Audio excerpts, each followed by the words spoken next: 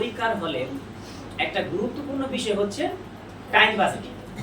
তোমরা একটা সৃজনশীলে তোমার টাইম বরাদ্দ হচ্ছে মাত্র 18 থেকে 19 মিনিট। তুমি 21 মিনিট প্লাস পাও এভারেজ হিসেবে, কিন্তু কিছু সময় তোমার পরীক্ষার হলে ওয়েস্ট হয়, সেজন্য তুমি 18 থেকে 19 মিনিটের বেশি লিখবা না। একটা প্রশ্ন তুমি প্রায় 18-19 মিনিটের দ্বিগুণ ধরো, তুমি প্রায় আধা ঘন্টা সময় দিয়ে লিখছো। এখন তুমি একটা প্রশ্ন অ্যান্সার করতে গিয়ে তুমি আরেকটা প্রশ্ন অ্যান্সার করার সময়টাও কিন্তু তুমি নষ্ট করে ফেলছো।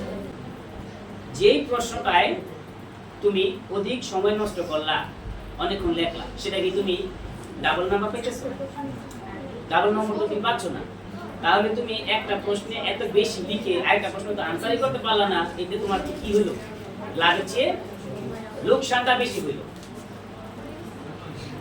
লাভের চেয়ে লোকসানটা একটু বেশি হইল, কারণ এখন তুমি এটা বেশি সময় দিয়ে গিয়ে যে আরেকটা সৃজনশীল প্রশ্ন আনসারই করতে পারবা না, সেটা তোমার লস অনেক, ক্ষতি তোমার অনেক বেশি। সেই জন্য তুমি টাইম বাজেট কইরা তোমাকে লিখতে হবে। সময় দিকে তোমাকে খেয়াল রাখতে হবে যে তোমার একটা সময় একটা প্রশ্ন অ্যান্সার করতে তুমি কত সময় নিচ্ছ। তাহলে তুমি সঠিক সময়ে তুমি সবগুলা প্রশ্ন আনসার করে ক্লাস থেকে বের হতে পারবা। আর না হয় তুমি প্রশ্ন আনসার করার অনেক আগেই তোমার সময় শেষ হয়ে যাবে, কারণ তোমার সময় থেকে কোনো খেয়ালই নেই। তুমি ইচ্ছা মতো একটা প্রশ্ন লিখতেছো তো লিখতেছই, এটা করা যাবে না। পরীক্ষার হলে সবচেয়ে গুরুত্বপূর্ণ হচ্ছে টাইম বাজেটিং। অনেক ভালো ছাত্ররাও সব পারার পরও তারা সব পারে, কিন্তু তারপরও সব আনসার করে আসতে পারে নাই, সেই জন্য রেজাল্ট ভালো হয়নি। এরকম অনেক ঘটছে অতীতে। সেই জন্য তোমাদের বলি, সব পারলেই সে ভালো রেজাল্ট করতে পারে না। সব পারার পরেও তাকে তার সময় জ্ঞান থাকতে হবে। সময় জ্ঞান এবং তোমার সবকিছু তোমার জানা, এই দুইটাই ডিপেন্ড করে তোমার ভালো রেজাল্টের পিছনে। তুমি সব জানো, সব পারছো, তুমি সব করছো, কোনো ব্যাপার, কোনো অসুবিধা নেই, কিন্তু তোমার সময় জ্ঞান নাই, টাইম সেন্স তোমার নাই। তাহলে তুমি সব জানার পরেও, তুমি অনেক ট্যালেন্ট হওয়ার পরেও তুমি ভালো রেজাল্ট করতে পারবা না। বিকজ এটা খুবই গুরুত্বপূর্ণ পরীক্ষা হলে টাইম সেন্স, অর্থাৎ যেটাকে টাইম বাজেট করে তোমাকে লিখতে হবে। আরেকটা বিষয় খুবই গুরুত্বপূর্ণ যেটা তোমাদের জানতে হবে, তোমরা পরীক্ষা দেওয়ার পর একটা পরীক্ষা শেষ হইল, আরেকটা পরীক্ষা, পরের পরীক্ষাটা কি সেটা ভালো করে না দেখেই তোমরা একটা সাবজেক্ট পড়া শুরু করে দাও। অথবা ধরো তুমি একটা পরীক্ষা দিয়ে আসছো, পরবর্তী পরীক্ষাটা তোমার 2 দিন বা 3 দিন বা 4 দিন তোমার বন্ধ আছে। এখন তুমি কি করলা? 3 দিন বা 4 দিন বন্ধ পাইছো, এবার তুমি আইসা আনন্দে আটখানা হয়ে তুমি খুব সুন্দর মজা করতেছো, ফুর্তি করতেছো, বন্ধুদের সাথে আড্ডা দিতেছো, সময় পার করতেছো তুমি। কিন্তু এটা তুমি খুব ভুল করতেছো। তোমার যদি পরবর্তী তোমার সম্পূর্ণ রুটিনটা তুমি দেখছো, তোমাকে সম্পূর্ণ রুটিনটা দেখতে হইব। দেখো কয়েকটা সাবজেক্ট আছে যেগুলো হয়তো তেমন বন্ধ নাই, কিন্তু সেটা গুরুত্বপূর্ণ সাবজেক্ট, সেটা তেমন গুরুত্বপূর্ণ সাবজেক্ট, কিন্তু তেমন একটা বন্ধ নাই, হয়তো একদিন বন্ধ। তুমি কি করতে পারো, যেই সাবজেক্টটা বেশি বন্ধ পাইলা সেই সাবজেক্টটা থেকে প্রথম ধরো 4 দিন বন্ধ পাইছো, এখন সেটা থেকে প্রথম 2 দিন যেই সাবজেক্টটা তোমার বন্ধ নাই, কম বন্ধ কিন্তু এটা বন্ধ তোমার দরকার, ওই সাবজেক্ট আগে পড়ে নাও প্রথম 2 দিন। পরের যে 2 দিন রইল, সেই পরের 2 দিন ওই সাবজেক্টটা পড়ে তারপর দিন পরীক্ষা হলে যাও। তাহলে কি হলো, এবার এসে তুমি ওই সাবজেক্টটাও তুমি একটু বন্ধ নিয়ে নিলা এবং পড়ার সুযোগটা তুমি পাইলা। কিন্তু এই সাবজেক্টটা একদিন বন্ধ, কিন্তু তোমার একদিনে তুমি রিভিশন দিয়ে শেষ করতে পারবা না, সেই জন্য তুমি এই ভর্তিটা করলা। কিন্তু তুমি ভালো করে রুটিন তাকাইলা না, রুটিনের দিকে দেখলা না, তুমি পরীক্ষা দিলা, এক সাবজেক্ট 4 দিন বন্ধ পাইলা, 2 জায়গায় শেষ করলা, কিন্তু আরেক সাবজেক্ট একদিন বন্ধ, ওইটা শেষ করতে পারতাছো না, পরে বলতো এটাই বন্ধ না, এই জন্য পড়তে পারি না, খারাপ রেজাল্ট করছে। কিন্তু তুমি তো এটা প্ল্যান করলা, তোমার সম্পূর্ণ রুটিনটা ভালো করে দেখতে কোন সাবজেক্টে বন্ধ আছে, কোনটায় বন্ধ নাই, যেটা বন্ধ নাই সেটা কিভাবে আমি এটা রিকভার আমি করতে পারি, সেই বুদ্ধি তোমাকে বের করতে হবে। এবং সেটা যেটা আমি বললাম এটা তুমি করতে পারো। বিগত অনেক বছর আমরা দেখছি যে অনেক ছাত্র ভুল করে সকালের পরীক্ষা না দিতে গিয়ে সে বিকেলে গেছে পরীক্ষার হলে পরীক্ষা দিতে, গিয়ে দেখে যে পরীক্ষা শেষ। এবং সেটা কোনো দূরের কথা না, আমার আশেপাশেই এরকম ছাত্র ছাত্রী আছে যেটা আমি দেখছি, কিন্তু আমার ছাত্র না, অন্য কোথাও পড়ছে, কিন্তু আমার আশেপাশে, বাড়ির আশেপাশে, না বলবো না, কিন্তু তারা এরকম একজন ছিল। তারা এরকম কি করছে, সকালের পরীক্ষা সকালে না দিতে গিয়েছে, বিকালে গিয়ে দেখছে যে পরীক্ষা শেষ। ঠিক আছে, তো এই ব্যাপারগুলো তোমরা ভালো করে খেয়াল করবা। আর এগুলো আমি ভিডিওতে ধারণ করতেছি এই কারণেই যে তোমাদের উদ্দেশ্যে বলতেছি, কিন্তু অনেক ছাত্র আছে, অনেক ছাত্রছাত্রী আছে যারা অসচেতন, এই সকল ব্যাপারে তারা জানে না, এবং ফ্যামিলিও তেমন একটা লেখাপড়া করে নাই, যার কারণে এই সকল ব্যাপারে তাদের নলেজ নেই। তারা যদি এই ভিডিও দেখে এই বিষয়গুলো জানতে পারে, তাদের এটা উপকার হইল।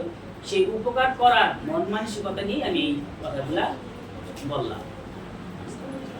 এতে করে যদি কারো সামান্যতম উপকার হয়, সেটাই আমার সার্থকতা।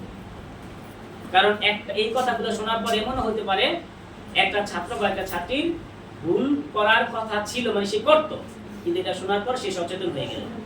এটাই আমার সার্থকতা। এখন যে ব্যাপারটা বলতেছি সেটা অনেক বেশি স্টুডেন্টরা এই জিনিসটা করে। প্রতি বছর প্রায় 10 লক্ষ পরীক্ষার্থী এসএসসি পরীক্ষা দেয়। কথা বুঝছো? তো এই প্রায় 10 লক্ষ পরীক্ষার্থীর মধ্যে প্রায় 90% স্টুডেন্টরা এই ভুলটা করে। কি ভুলটা? আজকে যে পরীক্ষাটা তোমার গেল, পরীক্ষা শেষ করে এসে তুমি ওই পরীক্ষাটাই নিয়েই আবার ব্যস্ত। পরীক্ষা তোমার সময় শেষ, পরীক্ষা দিয়ে আইসা পড়ছো, এবং তুমি সেই সাবজেক্ট নিয়ে ব্যস্ত। কিভাবে ব্যস্ত?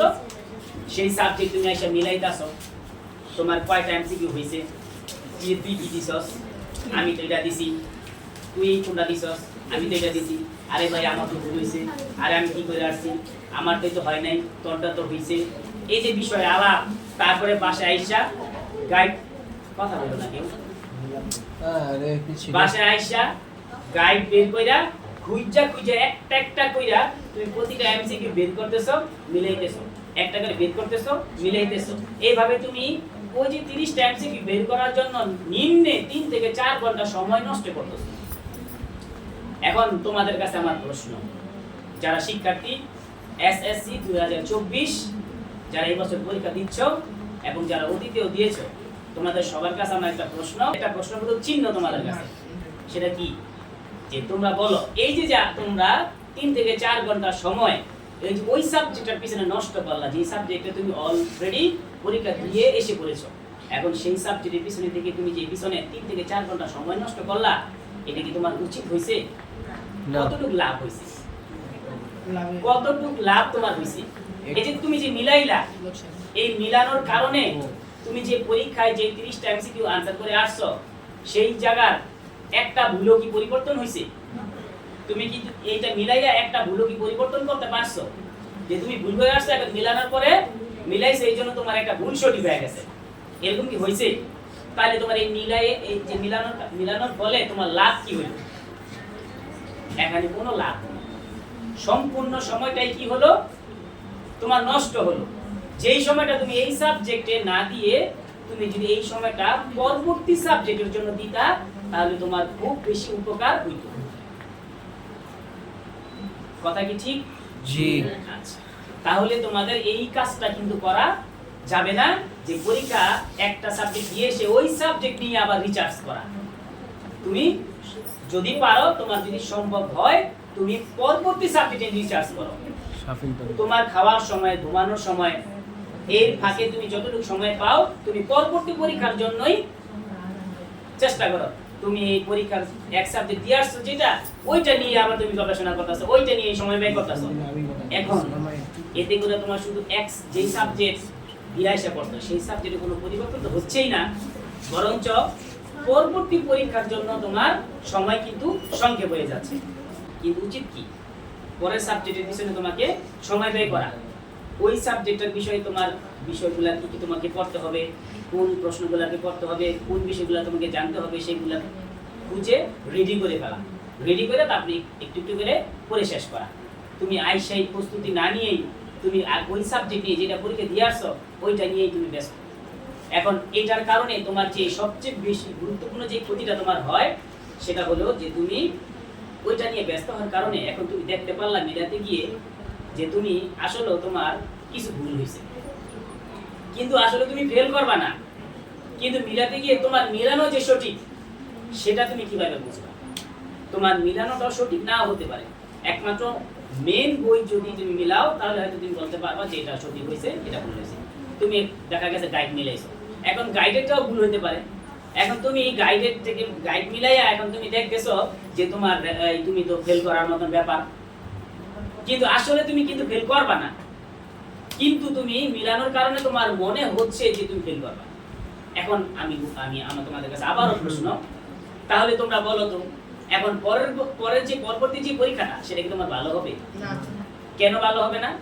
কারণ তুমি পরে যে পরীক্ষাটা দিয়ে আসছো সেটা মিলাতে গিয়ে দেখছো যে তোমার ফেল করার মতো সম্ভাবনা আছে।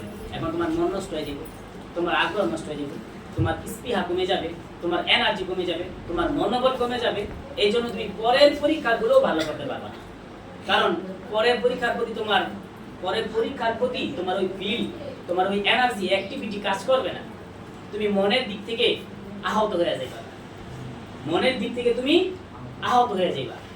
এই জন্য কোনো ছাত্রছাত্রীকে কোনো পরীক্ষা দিয়ে এসে সেই পরীক্ষার এমসিকিউ বা কোনো কিছু মিলানো উচিত না। তাহলে তোমাদের কাছে আমার করজোর অনুরোধ যে তোমরা যে পরীক্ষা দিয়ে এসে পড়েছো সেই পরীক্ষা কখনোই মিলাতে যাবে না। সেই পরীক্ষা যদি মিলাও তাহলে তোমার সব দিকেই তোমার ক্ষতি, সময়ের ক্ষতি, পরবর্তী পরীক্ষার জন্য প্রিপারেশন নিতে পারতেছো কম সময়, এবং তুমি যদি খারাপ কিছু দেখো তাহলে তোমার পরবর্তী পরীক্ষার আগ্রহ হারাইবা এবং পরবর্তী সবগুলা পরীক্ষা তোমার খারাপ হইবে। শুধু একটা পরীক্ষার রেজাল্ট বা এমসিকিউ মিলানোর কারণে পরবর্তী সবগুলা পরীক্ষা তোমার খারাপ হওয়ার সম্ভাবনা আছে।